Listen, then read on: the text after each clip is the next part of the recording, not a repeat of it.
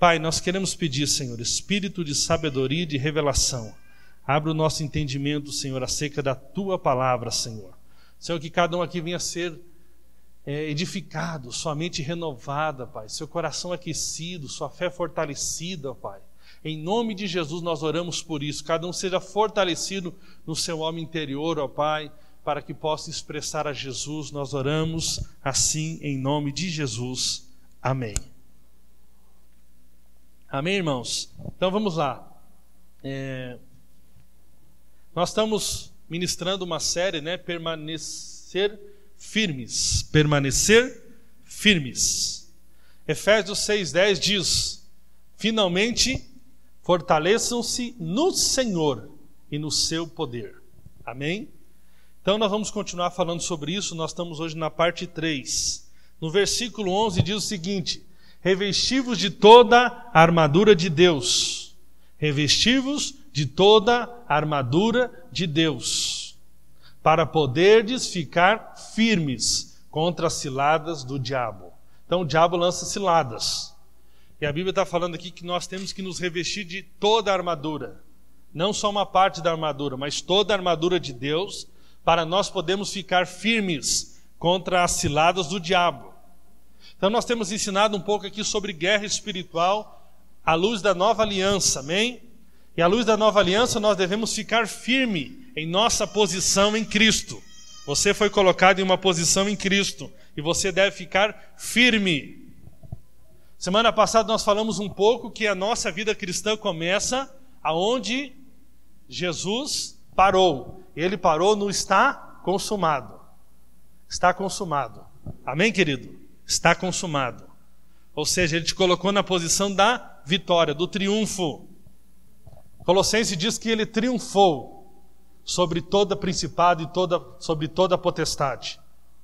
Muitas pessoas ficam imaginando, né, que Jesus, né, no final, né, na guerra do Armagedon, ele vai ficar numa batalha com o diabo, tipo lutador de MMA. Jesus caiu agora, pá. Tipo aqueles filmes, né, que o herói está apanhando até o final, de repente ele dá um soco e pá. Jesus vai vencer o diabo apenas com um sopro.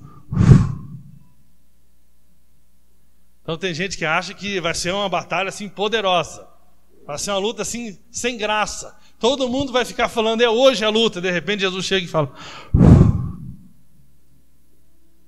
Entendeu? Então não fica acreditando nesse misticismo. Felizmente muitas pessoas ganham pela supervalorização do diabo.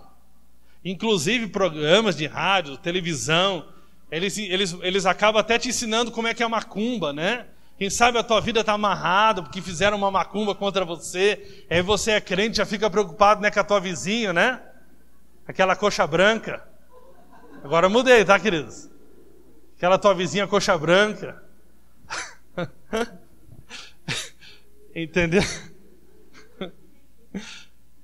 Você fica preocupado lá, será que ela fez a macumba, será que não fez? E aí, de tarde você tropeça, né? E aí você fala, meu Deus, deve ter alguma coisa amarrando a minha vida.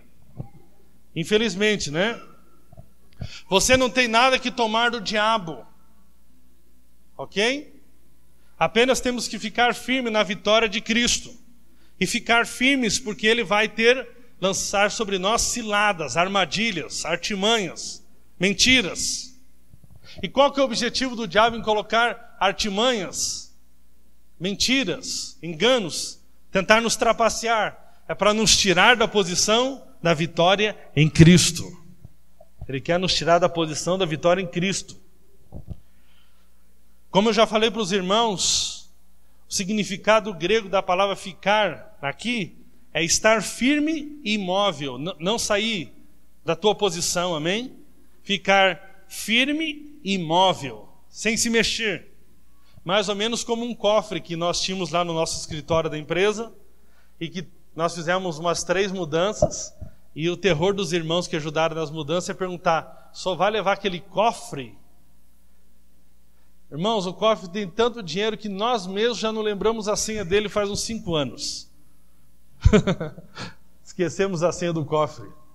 Mas para carregar aquele cofre é difícil, porque o cofre é pesado e está firme, está firmado, ok? A mesma coisa deve ser a nossa vida. Nós devemos permanecer firmes, firmes. Agora tem um texto aqui interessante, em 2 Coríntios 11:3.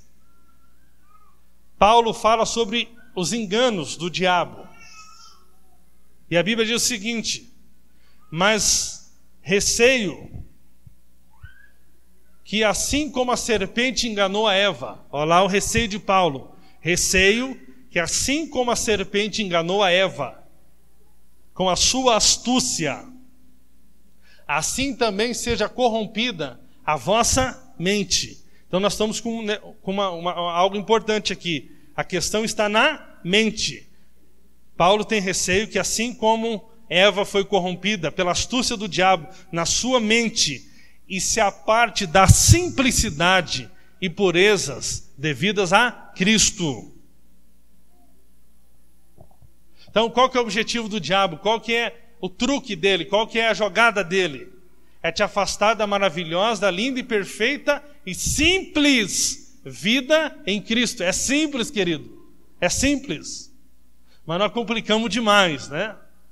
Querido, só para entender batalha espiritual tem que fazer muito curso. É ou não é? E no encontro a gente inventava até coisa que não tinha. Me falaram um dia que eu tinha que pegar, né? Mandar o diabo devolver. Que ele tinha roubado, ele tinha que devolver. Depois tinha que jogar ele no abismo. Vamos lá então, qual versículo que está isso aí? 2 não sei quem, capítulo 7. E nós vamos lá. Entendeu? Qual o teu nome, quantos vocês são? E ainda tem isso na Bíblia, né? Qual o teu nome? Uma legião, legal. E aí, joga no abismo.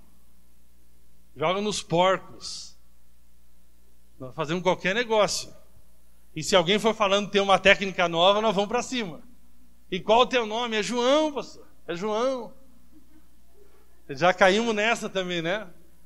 Ou seja, as coisas são simples. Libertação na Bíblia é simples.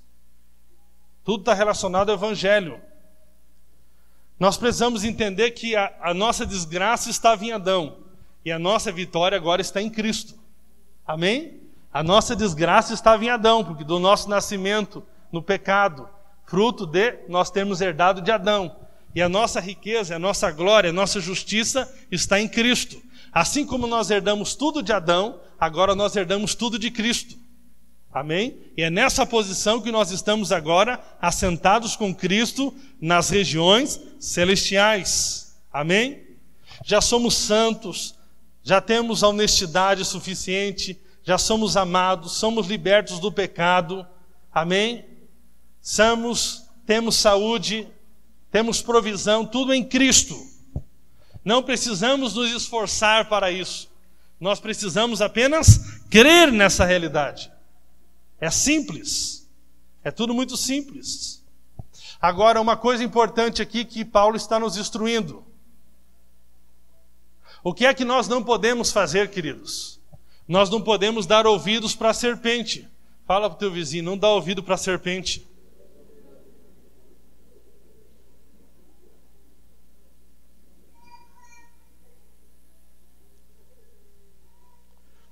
Está entendendo?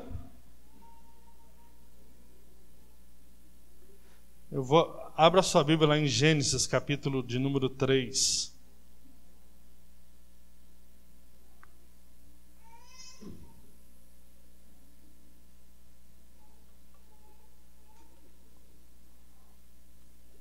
Gênesis 3, está aí com a sua Bíblia? Amém? Você é um crente, amém? Ok, vamos lá.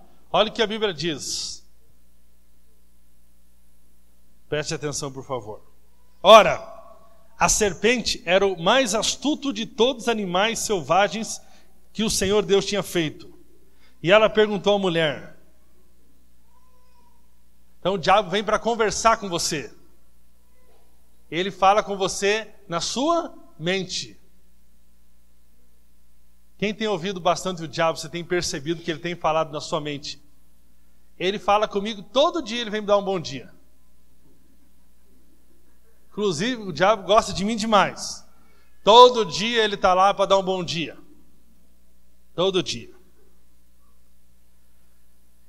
E ela perguntou à mulher: foi isto mesmo que Deus disse? Foi isto mesmo que Deus disse? Ah, não está muito fácil esse negócio de ser crente agora? É só crer em Jesus? É só crer? Ah, ele fez toda a obra, mas eu não tenho que pagar o preço. Foi isto mesmo que Deus disse: não comam de nenhum fruto das árvores do jardim? Irmão, presta atenção na Bíblia nos detalhes. Como é que o diabo já começou falando aqui? Não foi isso que Deus disse: não coma de nenhum fruto das árvores do jardim? Foi assim que Deus disse? Deus tinha falado para não comer de nenhum fruto. Era apenas um. Olha lá o diabo vai distorcendo. Eu fico impressionado como as pessoas distorcem o que nós estamos ensinando aqui na MAI. Eu fico impressionado. Eu tenho que ficar escrevendo para que as pessoas elas possam captar. Eu vou dar um aspas aqui. Eu nunca disse que concordo com um jovem ficar relacionando sem propósito. Eu nunca disse. Eu tive que fazer um retiro, e lá na minha ministração Santidade Sem Regras, e é impressionante, queridos, a ministração está lá, mas tem pessoas que não têm a condição de ouvir para depois falar. E aí nós colocamos no Facebook, no YouTube, e está escrito lá, algumas pessoas já vêm comentar: não existe santidade sem regra. Aí eu perguntei: você já ouviu a ministração? Ela falou: não. Você poderia pelo menos ver, assistir, ouvir a ministração, para depois tirar as conclusões? Eu nunca disse que concordo com que acho correto, que acho melhor, que acho sensato alguém com 14 anos ficar relacionando. Continuo crendo que isso não tem nada a ver, que é perca de tempo, que é defraudação, que é carne. Continuo crendo em tudo isso. Mas eu estou ensinando os jovens a manifestar quem eles são. Não através de uma regra da igreja, mas através deles entenderem quem eles são. Eu pergunto para você, qual que é... Não, pergunta agora não, vou perguntar depois. Então as pessoas ficam tirando conclusões de coisas que não tem nada a ver. Alguém aqui está estimulando alguém a encher a cara? E bebam todo domingo, porque esta é a vontade do Cleberson. Ninguém está estimulando isso. Então as pessoas, elas... Mas sabia? Muitas vezes é o diabo conversando com você. Você viu? Você está lá na igreja? Você viu lá agora? Ele não disse agora isso? Coisa que eu não disse. Coisa que a Bíblia não diz. Respondeu a mulher: a serpente podemos... batendo um papinho aqui com o diabo. Respondeu a mulher: a serpente, podemos comer do fruto das árvores do jardim.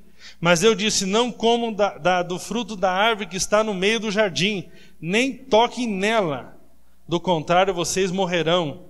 Disse a serpente à mulher: certamente não morrerão.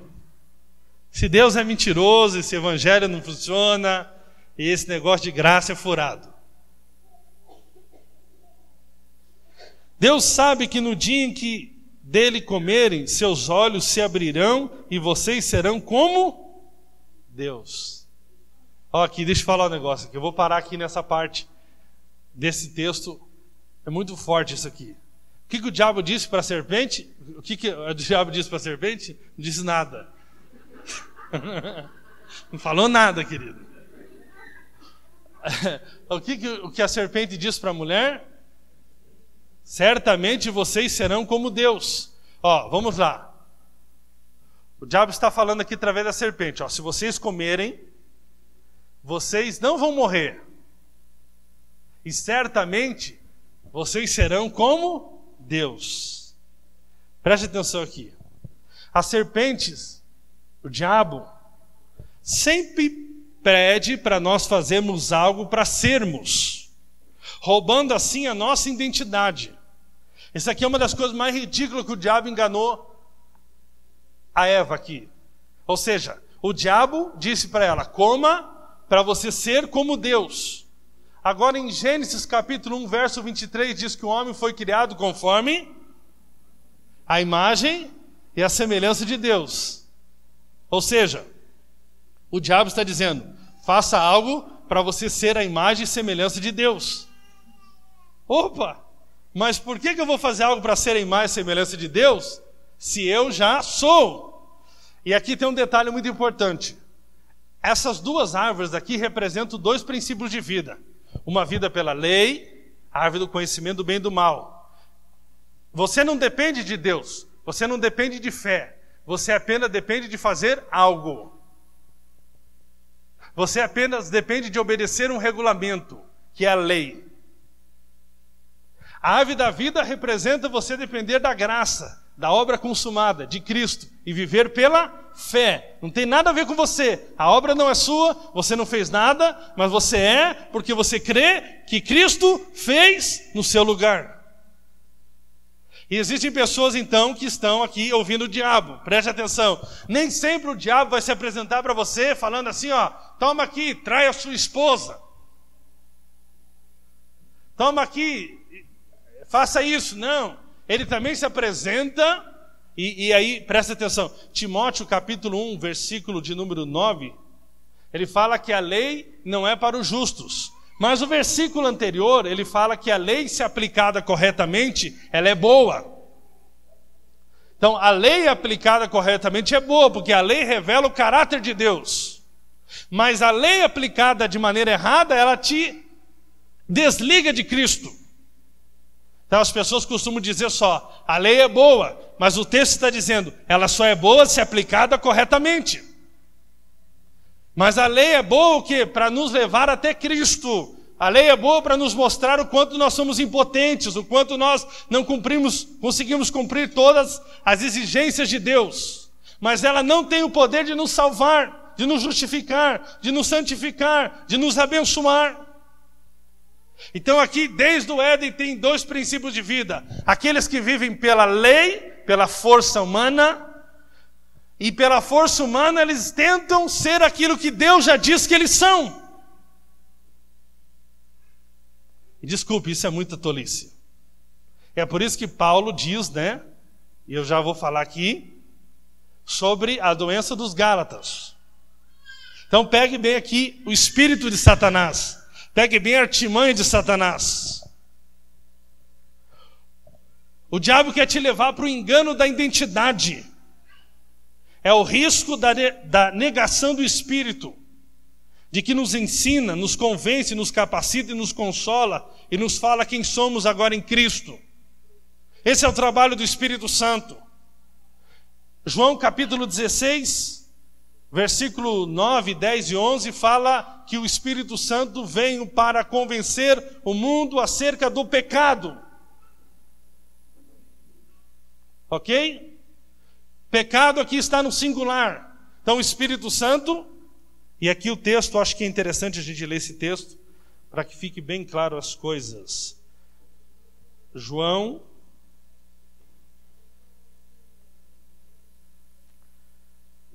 João 16, versículo 10, diz o seguinte, versículo 9,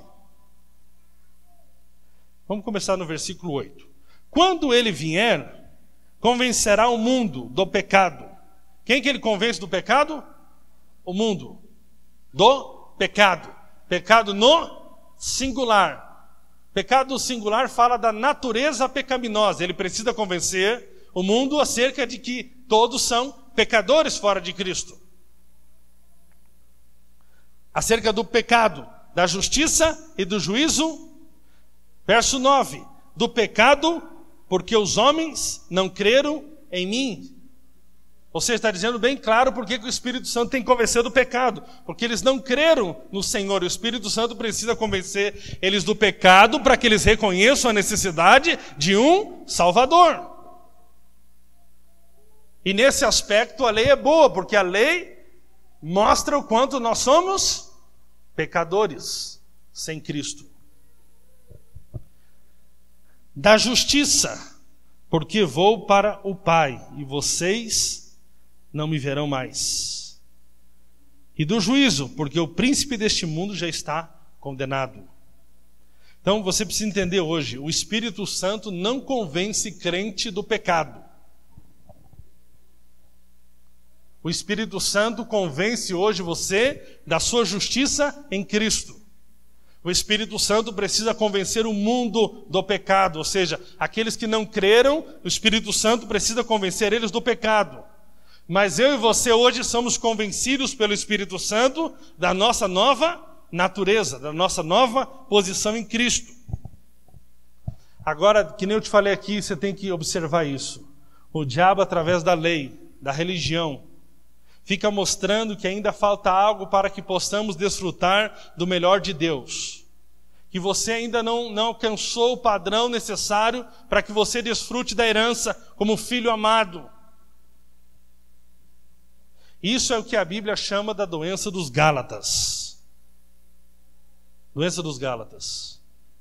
Existe um livro na Bíblia, o livro dos Gálatas, que é escrito por uma série de igrejas da região da Galácia, onde Paulo precisa combater o ensino, onde as pessoas ali se convertiam a Cristo, e ali os crentes judaizantes, eles diziam que, além de Cristo, era necessário observar a lei. Era necessário obedecer à lei. E aí Paulo fala o seguinte, e aí eu volto para aquilo que eu estava falando sobre Eva. O diabo está oferecendo através da lei, da religião, que você faça algo para ser aquilo que a graça já providenciou para você em Cristo. Isso é tolice. É por isso que Paulo fala o seguinte: ó insensatos Gálatas, ó seus tolos, quem vos enfeitiçou? Paulo usa aqui um tom severo. Ou seja, vocês estão enfeitiçados, querido. Impressionante, queridos, como tem gente enfeitiçada pela religião. Você apresenta as boas novidades do Evangelho, mas eles não querem as boas novas do Evangelho. Não querem. Paulo fala aqui, ó, vocês começaram no Espírito, e agora vocês estão tentando se aperfeiçoar na carne. Ou seja, vocês começaram na árvore da vida, agora vocês estão indo para a árvore do conhecimento do bem e do mal. E o resultado é o quê? Quando você tenta andar pela sua própria força, você se desliga de Cristo e você então manifesta obras da carne. Quando você crê na vitória da cruz, a lei do Espírito e da vida manifesta em você os frutos do Espírito. É lindo, querido, é lindo. Enquanto alguns consideram o cristianismo um programa de aperfeiçoamento comportamental, embalado em parâmetros religiosos, Jesus revela que o plano de Deus era, na verdade, uma troca de natureza, uma troca de identidade. Agora vocês são nova criação, querido. Isso aqui é uma coisa muito séria. Gálatas capítulo 3, versículo 10 diz: quem vive debaixo da lei, quem vive pela lei, pelo mérito próprio, você acaba caindo em maldição. Eu vou ler esse texto para vocês. Gálatas 3:10. Já os que são pela prática da lei, estão debaixo de maldição. Pois está escrito: maldito todo aquele que não persiste em praticar todas as coisas escritas no livro da lei. Então, se você tentar viver pelo mérito próprio, e eu vou te falar uma coisa aqui que choca. No Facebook, então, eu observo. Nós não vivemos por obediência. Nós não fomos chamados, a nossa base na nossa vida, a raiz da nossa vida cristã não é obedecer. É crer. E eu coloquei isso no Facebook, e o Facebook é legal. Eu gosto demais do Facebook. Se o Facebook desaparecer, eu choro. Tá, eu pergunto para você.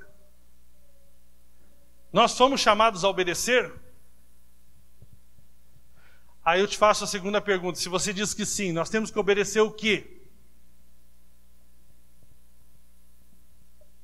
Aí você vai falar a Deus, mas o que é Deus?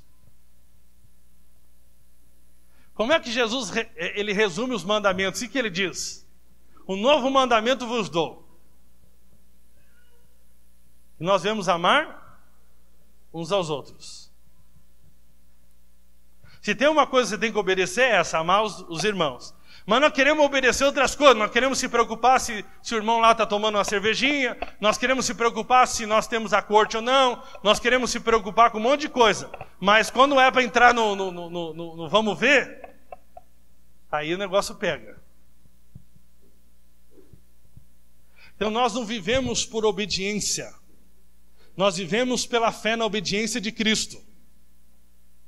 Amém? É claro, né, que tem os sábios da Bíblia, eu vou usar o texto que mais é usado. E Tiago, pastor? E Tiago?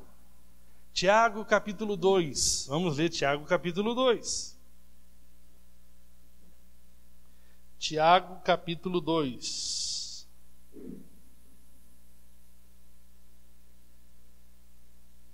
Tiago capítulo 2, versículo de número 14. Olha lá. Que adianta, meus irmãos, alguém dizer que tem fé se não tem obras? Acaso a fé pode salvá-lo? Vou repetir. Que adianta, meus irmãos, alguém dizer que tem fé? Você está falando que crê na obra consumada, amém? Eu creio. Tetelestai, está consumado. Se não tem obras, acaso a fé pode salvá-lo? Então preste bem atenção. A essência desse texto aqui não é de fato questionar as obras, mas é questionar a fé, que é infrutífera ao ponto de não produzir obras. O questionamento aqui está na crença. O questionamento está dizendo aqui, será que nós cremos mesmo? Será que você crê que está consumado? Será que você crê que está perdoado? Eu vou trocar a ilustração aqui do texto. Tá, o que adianta você dizer que crê, que os teus pecados estão perdoados e que agora você tem paz com Deus, se na hora que você falha, você vive debaixo de acusação? Tal fé pode te salvar? Ou seja, você está falando que crê numa coisa, mas na hora que essa fé deveria se manifestar, é na hora que você erra, na hora que você pisa na bola, é na hora que você falhou, que você deveria se levantar e falar, glória a Deus, porque não depende de mim, eu tenho paz com Deus, é por causa de Jesus. Mas você fica amuado, você fica lá acusado, você quer parar de ir no GP, você não consegue nem mais orar. Pastor, eu não consigo nem orar mais. Aí Tiago está falando, tal fé pode te salvar, porque essa fé não se manifesta em obras. É ou não é? Eu não consigo nem orar mais. Faz hoje o compartilhamento do GP para mim, porque eu não estou me sentindo digno. Aí o pastor Tiago, seu teu pastorzão, ia sentar com você no escritório e falar, o que adianta você dizer que tem fé, se a tua fé não se manifesta em obras? Essa fé, por acaso, pode te salvar? O questionamento aqui não está nas obras, na verdade. O questionamento central do texto é fé. E fala que a fé vai se manifestar em obras. Então, se verdadeiramente, querido, é inevitável, se nós temos a crença correta, vai gerar o comportamento correto. Mais dia, menos dia, vai gerar o comportamento correto. Mas nós insistimos em tratar comportamento. E pegamos o texto de Tiago e ficamos falando, não adianta nada, você aqui, Tiago está falando, mas Tiago está falando da fé, da crença. Eu já aconselhei, tem irmão que chega para mim, eu fiz tal coisa, eu estou sentindo acusado. Eu falei, agora é hora de você andar em fé. Só chegou a hora. Sabe aquele dia, querido, que não sobrou justiça própria nenhuma? Você não tem nada humanamente falando para apresentar para Deus. E aí que você entra no Santo dos Santos com ousadia, por causa do sangue de Jesus. Isso é algo poderoso. Então nós não vivemos uma vida por obediência. Nós vivemos uma vida pela fé. É diferente. Não vamos obedecer? Vamos, como uma expressão da fé. É a fé. É a fé na graça que produz obras. As obras não são suas, elas são, na verdade, da graça, que se manifesta através da fé. Quem vive pela lei, quem vive pela lei não depende de fé. Tem tudo a ver com você. Você cumpre o mandamento e você então você acredita que vai ser abençoado. Mas a Bíblia diz em Hebreus capítulo 11, versículo 6, sem fé é impossível agradar a Deus. Deus se agrada de quem crê em Cristo. Amém? Diga para o teu vizinho aí, sou o que sou, pela graça.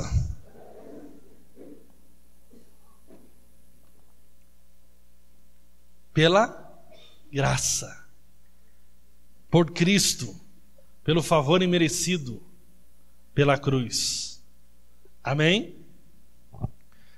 Então, obediência é uma consequência de uma fé correta. Está entendendo? Se não está gerando um comportamento correto, é sinal que tem uma crença errada. Então nós precisamos, queridos, aprender sobre os truques do diabo, sobre sua natureza. A palavra, para diabo, usada no grego é diabolos. Essa palavra significa um falso acusador, um caluniador. E essa é a arma que ele usa o tempo inteiro. O tempo inteiro ele está nos menosprezando, nos condenando, nos diminuindo.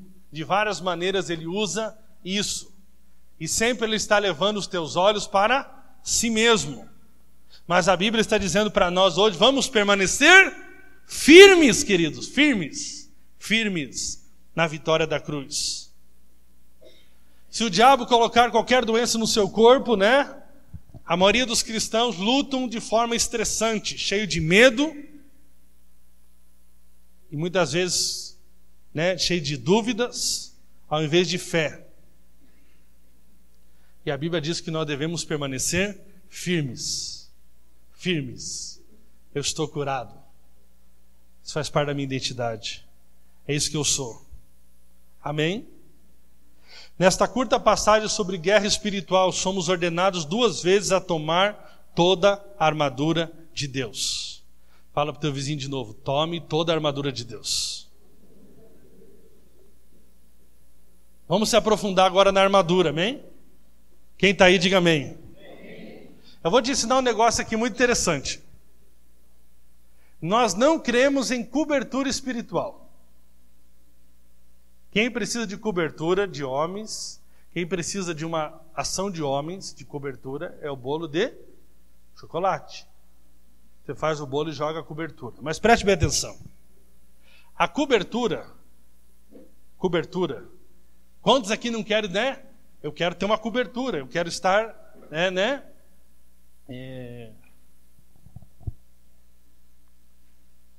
protegido. Eu quero estar protegido. Vou falar algo para você aqui. Cobertura não é automática. Sabia disso? E cobertura também não é uma pessoa acima de nós. Eu não sou cobertura espiritual sobre você. Ok? Por isso que Efésios capítulo 6, versículo 11 está falando o seguinte: vistam toda a armadura, vistam. Ou seja, existe uma armadura, essa armadura é que nos protege, ela que nos dá cobertura contra os ataques do maligno, e a Bíblia está dizendo aqui que nós temos que nos vestir dessa armadura. Então nós gostamos muito de terceirizar a vida cristã. É o seguinte, você é minha cobertura. E alguns pensam, se está dando alguma coisa errada na minha vida, é porque minha cobertura tem alguma brecha. Irmãos, esse negócio de brecha, pelo amor de Deus, brecha. Querido, a única brecha que você pode ter é se você andar não confiando na vitória de Cristo. Essa é uma brecha. E a gente fica procurando o nosso comportamento se nós estamos dando alguma brecha. A brecha é a crença errada, não é o comportamento errado. Alguns usam, o Salmo de número 133. Eu quero ler ele.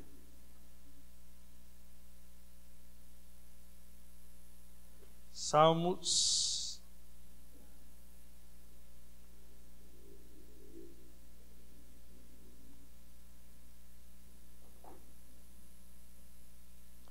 Como é bom e agradável quando os irmãos convivem em união. É como óleo precioso derramado sobre a cabeça, que desce pela barba, a barba de Arão, até a gola das suas vestes. É como orvalho de Hermon, quando desce sobre os montes de Sião, ali o Senhor concede a bênção da vida para sempre. Então, muita gente prega para falar de cobertura espiritual, eles pegam um texto de Jonatas e Davi, sobre a armadura ali, e eles pegam esse texto aqui, está falando o seguinte, que primeiro, a unção é derramada sobre Arão, e eles colocam aqui a figura de Arão como o pastor. Então o pastor, ele recebe unção, e essa unção vai descendo até alcançar os membros. Isso não é o Novo Testamento. No Novo Testamento, todos nós somos ungidos. E nenhum de nós depende de um intermediário. Ok? Alguns dizem, por exemplo, se Deus tiver que falar, vai ter que falar primeiro com o pastor. Não, às vezes ele fala com outro irmão e testifica no pastor. Testifica no presbitério. Então não existe isso. Agora, o outro extremo é achar que não temos autoridade espiritual. Existe sim pessoas que Deus constituiu como autoridade. Cobertura é aquele que está te protegendo contra o mal. Autoridade é aquele que está apenas no corpo de Cristo para que as coisas funcionem de maneira ordenadas e que as coisas não venham entrar em desordem. É totalmente diferente. Em Hebreus diz que nós devemos facilitar, Hebreus capítulo 13, versículo 17, diz que nós devemos honrar as nossas autoridades. Amém? Nós devemos sim honrar. É uma coisa você honrar aqueles que Deus colocou sobre a sua vida como autoridade. Ninguém pode andar no corpo de Cristo sem autoridade, sem submeter a uma autoridade. E no nosso caso aqui, a autoridade é o presbitério da igreja, e que compartilha essa autoridade com os supervisores e facilitadores, porque não podemos estar em todo lugar, nem em todo tempo. Agora, a cobertura espiritual, para que você esteja protegido, é necessário que você se revista de toda a armadura de Deus. E a Bíblia fala aqui de 7 aspectos sobre a armadura de Deus. O primeiro aspecto que Efésios está falando aqui sobre a armadura de Deus. Se você quiser acompanhar aqui, você pode ler lá em Efésios, capítulo de número 10, vamos continuar aqui. Efésios, capítulo 6, versículo de número 10. Aí vai falar sobre a armadura de Deus. Fala que nós não temos que lutar contra a carne, contra pessoas, mas contra os demônios, ok? E no versículo 13 diz: por isso, vistam toda a armadura de Deus, para que possam resistir no dia mau e permanecer inabaláveis, depois de terem feito tudo. Verso de número 14, começa a falar sobre a armadura. Assim mantenham-se firmes, cingindo-se com o cinto da verdade. Primeiro equipamento do crente, que você tem que se vestir disso, e você tem que fazer isso, de maneira prática. É o cinturão da verdade, ou o cinto da verdade. Simplesmente declara a verdade sobre quem você é em Cristo. Uma coisa importante aqui, queridos: a verdade dissipa as trevas. A verdade te liberta das mentiras do diabo. A verdade é como um cinto que segura as outras peças da armadura juntas. Isso é muito importante. Agora deixa eu falar algo para você. Depois de saber a verdade, o diabo não pode mais enganá-lo. Enquanto você está no escuro ou na ignorância, você sentirá medo e estará vulnerável ao engano do diabo. Sabe o que falta das pessoas? É você estar firmado na verdade. A verdade é Cristo. A verdade é o Evangelho. A verdade é a graça. Mas sabe o que está acontecendo, irmão? Por que tem gente ainda? Eu vou te falar uma coisa aqui com amor. Pode parecer duro, mas é com amor. Se você quer viver a lei, se você não quer entender a graça, se você... Não fique entre nós só criticando. Tem pessoas... porque antes era assim, querido. Antes o povo judeu estava debaixo da lei. Aí Jesus veio na plenitude dos tempos. Morreu. E sabe qual que é o resultado? Eles continuam até hoje esperando o Messias. Pedro, depois de ter convivido com Jesus, ele ainda tinha dificuldade de entender que a salvação era para os gentios. Teve que lá em Atos aparecer uma visão. Não considere imundo aquilo que eu santifiquei. Vai lá, Pedro pregou para Cornélio. Cornélio era um gentil. Foi batizado com o Espírito Santo. E mesmo assim, depois Pedro, lá em Gálatas, ele estava dissimulando com os irmãos. Paulo teve que confrontar Pedro cara a cara. Sabe, irmãos, eu sou um cara assim que não consigo ser hipócrita. Eu não consigo ficar vindo aqui para você, falar para você fazer uma coisa que eu não acredito. A nossa comunidade sofreu por causa do dízimo? Sofreu, mas eu não consigo te ensinar uma coisa que eu não acredito.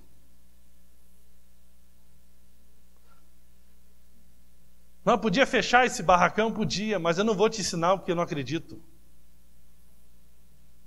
Não consigo ser hipócrita. Não consigo fazer de conta. E agora eu consigo entender o que Deus me deu uma palavra para mim faz vários anos atrás. Deus falou assim: eu vou te usar para destruir as cadeias da religião. Uma irmã lá de Santa Felicidade, ela falou isso para mim, eu não consegui entender. E hoje eu vejo, né, queridos, como é difícil muitas vezes você quebrar as cadeias da religião. Há uma desconfiança do povo. Será que o Cleberson está louco agora? Eu estava louco antes. É só ler a Bíblia, querido. Abra os olhos e lê a Bíblia. Se a justiça provém da lei, Cristo morreu em vão. Você está de brincadeira, querido? Você acha que Deus vai trocar as obras do seu filho por tuas obras? Agora nós precisamos aqui nos firmar na verdade. Não é na verdade do Cleberson, não é na verdade da Mai. Vai para a Bíblia, checa. Cadê o nosso beriano aí? Cadê o Felipe? Tá lá com a criança. O Felipe pega a Bíblia. Quero sentar com o senhor. Não estou entendendo isso aqui. Está escrito aqui em Colossenses, e eu fui lá no grego, e eu fui no hebraico, eu fui no chinês. Irmãos, tem gente que acha que eu acho ruim isso aí. Eu prefiro, sabe por quê? Porque ele vai estar firmado na verdade que é Cristo. Eu sempre tive essa curiosidade para saber, quando nós tirássemos a corte, quem de fato fazia corte por convicção. E sabe o que eu descobri? São poucos. Eu vou te dar um exemplo. O Heron e a Bruna continuam a mesma coisa. Convicções deles. Tem gente que já achou agora que eu falei, é como se eu estivesse falando, vai lá e começa a relacionar com 12 anos, com 13 anos, pega mesmo, defrauda. Eu nunca disse isso, querido. Agora a questão é, você está firmado na verdade, ou você na verdade que se tornou a tua verdade? Porque é a palavra de Deus em você, é Cristo em você, é a revelação de Deus em você, ou você está firmado na minha verdade? Essa verdade é a tua verdade, porque é o Cristo ressurreto dentro de você, fruto de revelação, fruto do teu relacionamento com Deus, ou é a verdade do outro? E tem gente hoje em dia que, pelo amor de Deus, querido, esses dias um cara falou, semana no Facebook, um cara falando, temos que viver por obediência, tem que viver por obediência. Eu tive que pegar a palavra de um outro pastor, eu mesmo mostrando Romanos, não foi suficiente. Mas quando eu mostrei a palavra de um outro pastor, ele ficou quieto. Sabe por quê? Porque ele vive pela verdade do outro pastor, não pela verdade dele, Cristo nele, revelação nele. Ele é um papagaio de recado. Eu faço questão que os irmãos que convivem conosco no presbitério, eles falem, o negócio vai, vamos para a Bíblia, querido. Se tiver alguma falta de verdade na minha convicção de fé, que outro irmão do corpo de Cristo me ajude a enxergar essa falta de verdade, para que todos nós vivamos na única verdade, que é Cristo. Sabe, quando que nós vamos ter o mesmo pensar? Não o meu pensar, eu não quero que você tenha o meu pensar. Eu não gosto nem desse negócio de você ficar valorizando a Mai. Nós estamos a Mai, pá! Eu quero saber de amar, querido. Daqui a pouco eu canso de amar e chamo de bolinha de gude. O nosso negócio está firmado. Sabe de uma coisa? Deixa eu falar para você aqui. A igreja é única. E o cabeça dessa igreja é Jesus. E nós somos incluídos nesse corpo. E sabe por que nós não devemos ficar nos degladiando? Porque agora nós somos membros uns dos outros. Não porque nós fazemos parte da MAI, mas porque nós fazemos parte do corpo de Cristo. Então não adianta nós fugirmos para a congregação aqui do lado, para a comunidade outra. Fugindo porque nós continuamos permanecendo no mesmo corpo. E esse é o desafio de você entender, amém, que a igreja vai além da comunidade local. É importante você ter convicção da verdade. E eu fico impressionado como o tempo é inimigo do Evangelho. Semana que vem nós vamos falar da armadura, então. Eu vou começar na armadura direto. Mas a primeira coisa, querido, cinturão da verdade. Amém? Eu pergunto para você, você está firmado na verdade? Quem é verdade? Cristo. Ele disse, eu sou o caminho, eu sou a verdade e eu sou a vida. Sabe, que nesses dias a sua fé esteja firmada na verdade. Sabe, sobre verdade é uma coisa linda de observar. A verdade não é o que você vê, a verdade não é o que você sente, a verdade é o que Deus diz. Sabe, queridos, a verdade é que, independente do que você fez ou deixou de fazer, você é a justiça de Deus em Cristo Jesus. A verdade é que Ele se fez pecado para que nele você fosse feito justiça de Deus. Essa é a verdade. E é por isso que 2 Coríntios diz, a ninguém agora conheçamos segundo a carne. Porque o que nos define não é o que nós estamos vendo exteriormente, não é nossa imaturidade, não é muitas vezes a nossa carnalidade, mas o que nos define é o que Deus diz sobre nós. Nós somos os filhos amados, favoritos do Pai, obra-prima de Deus. Essa é a verdade, querido. Apenas manifeste isso para o mundo. Apenas, moça, entenda que o seu corpo hoje é templo do Espírito Santo. Não deixe qualquer um tocar no seu corpo. Você é amada do Pai. Você é obra-prima do Pai. Essa é a verdade. A verdade é que em Cristo você já está curado. A verdade é que em Cristo você recebeu agora o direito de ter paz com Deus. Não deixe que as acusações do diabo roubem a sua paz com Deus. E é por isso que Gálatas capítulo 5 diz que nós não devemos voltar de novo ao jugo da servidão,